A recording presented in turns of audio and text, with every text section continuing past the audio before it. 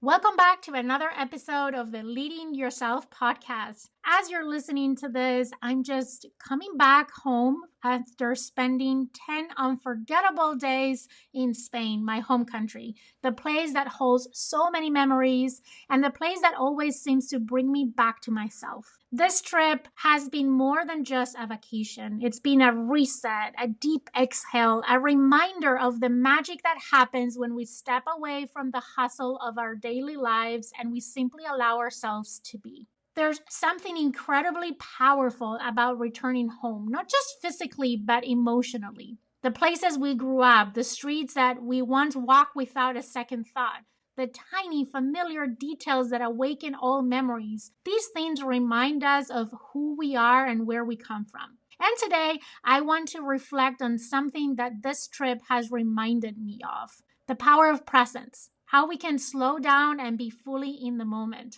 but also the importance of reconnecting with ourselves, with our loved ones, with the things that brings us joy, and the beauty of finding your happy place and how you can bring that feeling into your life every day. So grab your coffee, settle in, and let's dive in.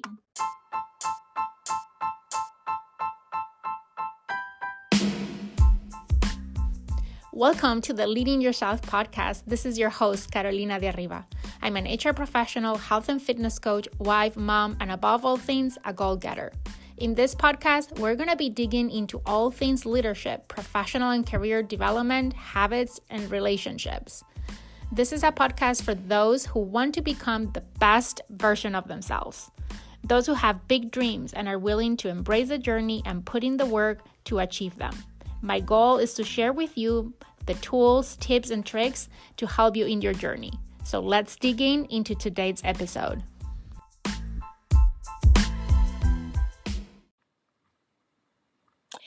Picture this for 1 second. I'm sitting at a cafe in Zaragoza, my hometown in Spain. It's a crisp morning, and I'm sipping on a warm, perfectly brewed cortado. Around me, I hear this quiet hum of conversation, the occasional clicking of cups, the laughter of friends catching up. And in that moment, I feel an overwhelming sense of contentment. No distractions, no agenda, just me, my coffee, and the city where I grew up.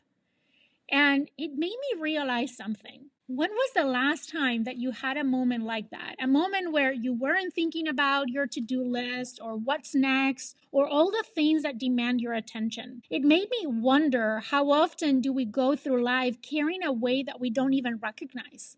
The mental weight of deadlines and decisions and expectations and responsibilities. We're constantly juggling multiple roles as parents and professionals and leaders and friends and you name it, without even truly setting them down. And because we carry this weight every day, we don't even notice how heavy it has become until suddenly we do. And for me, that moment of realization came in this tiny cafe in Zaragoza as I sat there watching life unfolding around me. It was as if the noise in my mind finally quieted down, making space for something I hadn't felt in a long time: pure, simple presence. I wasn't thinking about what is next on my schedule. I wasn't checking on my phone or my emails. I wasn't mentally running through my to-do list. I was just there, fully and completely. So let me ask you this. When was the last time that you had a moment like that?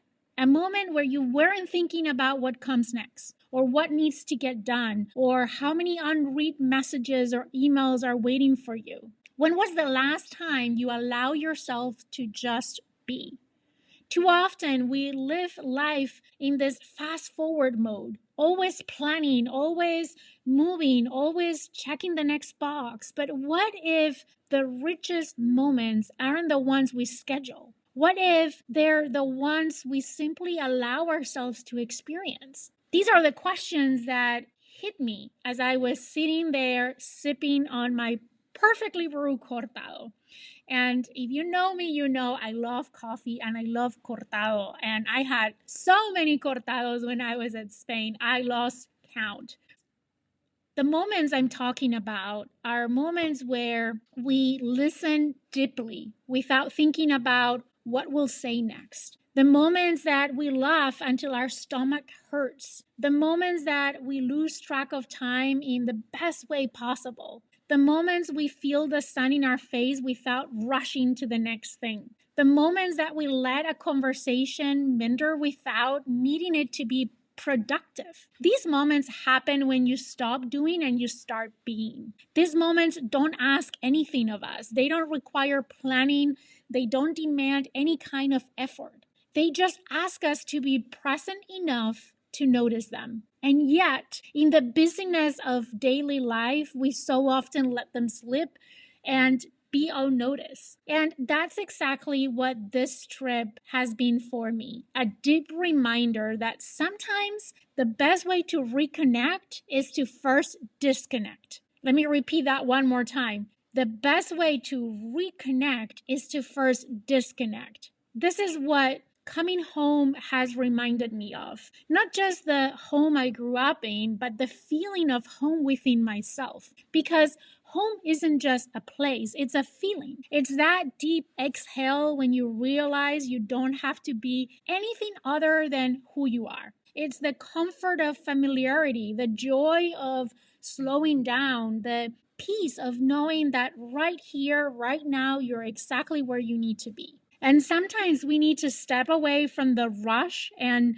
of our everyday lives to find our way back to that feeling. That's exactly what this trip has been for me. A deep reminder that sometimes the best way to reconnect is to first disconnect, to pause, to breathe, to notice, to simply be. And maybe it's and just maybe, coming home is less about geography and more about finding our way back to ourselves. In today's world, being present has become almost a luxury. Our minds are constantly pulled in a million directions: emails, social media, deadlines, responsibilities. Even when we're physically somewhere, our minds are often somewhere else. We check our phones while waiting online. We scroll through notifications while sitting at dinner. We plan tomorrow while still living in today. But when we rush through life constantly thinking about the next thing, we miss out on the now. We miss the warmth of the sun in our skin because we're too busy checking the weather for the next week. We miss the sound of a loved one laughing because we're crafting the perfect response in our heads. We miss the small, beautiful moments that make up our lives because we're too distracted to notice them. So, what are we missing? I want you to ask yourself, when was the last time you were truly present? When was the last time you savor a moment without checking your phone? When was the last time you fully listened to someone, not just hearing their words, but like truly listening? One of the biggest lessons I've learned from this trip is that we can't fully experience life if we are always distracted by it. We often think of distractions as harmless. Just a quiet check of our inbox, a few minutes scrolling, small mental detour. But over time, these small distractions add up to something bigger. They steal our attention from the people and experiences that truly matter. They prevent us from feeling deeply connected to ourselves and to others. They make us feel our days more together because we're not fully experiencing them. And I get it. It's not easy to slow down. We live in a world that rewards speed and productivity and efficiency. It feels unnatural to just be when we're so used to constantly doing. And for me, one thing that was a difference maker is I did not have roaming on this trip. It didn't work. I was planning to have it. I was planning to check my emails. I was planning to stay on top of things. But I was so lucky that my roaming didn't work. And it pushed me to be present. And it made me realize all these things that I'm sharing today with you. So let me share a few ideas on simple ways to practice presence. The first idea is to just take a deep breath before diving into the next task. Instead of rushing from one thing to the next, give yourself just a brief pause to reset. Another strategy is to put your phone away. When having dinner with a friend or with your family, Just put the phone away. Let the conversation be the only thing that matters in that moment. Another idea on how to practice presence is to savor your morning coffee. This is one of my favorite things to do. Don't gulp it down while checking emails. Take a moment to appreciate the warmth, the aroma, and that first sip of that morning coffee. That is my perfect morning moment for me. Another idea is to listen without thinking ahead. This one is really hard for me, but instead of mentally preparing your response while someone is talking, just listen. Absorb their words, be fully there. This requires practice, but I promise it is possible. And it's like a muscle. The more you practice it, the better you become at it and the easier it becomes. And the last idea I have for you is take a walk without distractions. No podcast, no phone, no music. I am that person that would go out on a walk and say, okay, I'm going to multitask and I'm going to be listening to this audiobook or this podcast. But last week that I was in Spain, we walk everywhere. And I wasn't listening to anything other than talking with the people I was walking with or listening to the noises around me. Just you and the world around you. Notice the details, the way the leaves move in the wind, the sound of footsteps, the rhythm of your breath. I don't know. Listen to everything around you. Pay attention to everything around you. The more we practice presence, the more we notice the beauty in the ordinary. A simple conversation becomes so much richer. A familiar place feels like new again. A seemingly small moment becomes something meaningful. I came back with a ton of memories, and they were all around this simple, small moments. It wasn't anything big that we had planned, any big or fancy activity. It was just those small little moments that happened naturally without planning them at all. And I treasured many memories just adding all those little moments. And you know what is the best part? When we start showing up for our lives with more presence, we also start showing up for ourselves. So today, I invite you to slow down, even if it's just for a moment. Take a deep breath, look around, be here now, because this moment is the only one that is guaranteed. When you think about it that way, this moment is the only one that is guaranteed. If we truly believe that and we truly inject that in our being, I think we would live our lives very differently than what we do today. Lately, I've been thinking a lot about places and moments and rituals that brings us back to ourselves and ones that makes us feel grounded, joyful, and at peace. And that for me was this trip back home to Zaragoza. That cafe in Zaragoza, that was mine. Sitting there,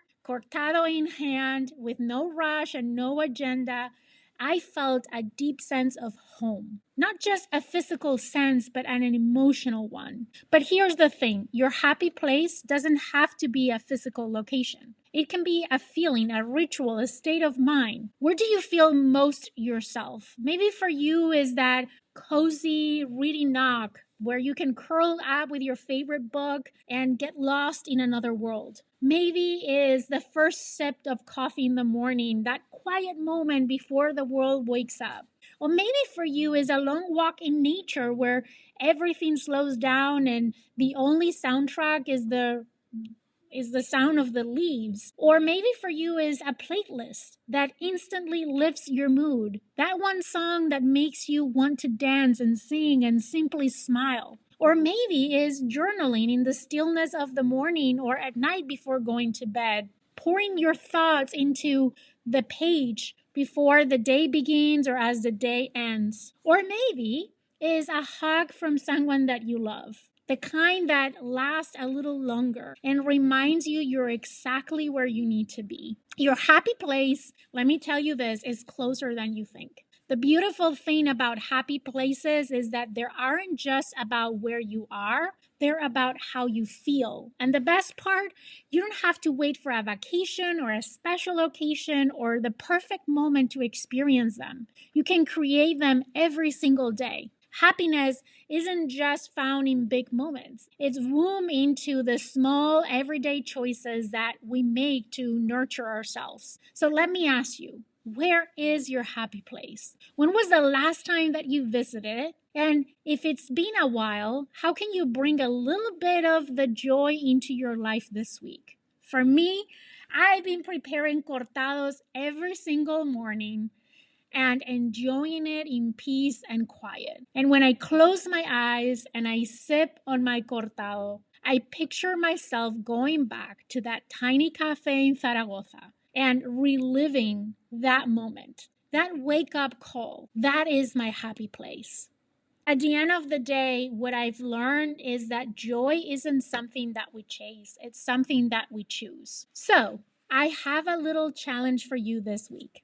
As I wrap up this episode, I want to leave you with a small challenge. I want you to find a moment of presence this week. It doesn't have to be big, just one moment where you put everything else aside and you fully soak in what's happening around you. Reconnect with your happy place, whether it's a physical place or just a feeling. Make time for it. Let me know what your happy place is. You can send me a DM on Instagram. You can send me a message on LinkedIn or send me an email to leadingyourself@icloud.com. And I love to hear what brings you joy.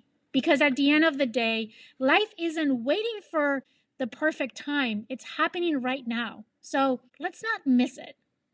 Until next time, I hope you have an amazing week, and I can't wait to talk to you again next week here on the Leading Yourself podcast. Okay, my friend, that's all I've got for you today.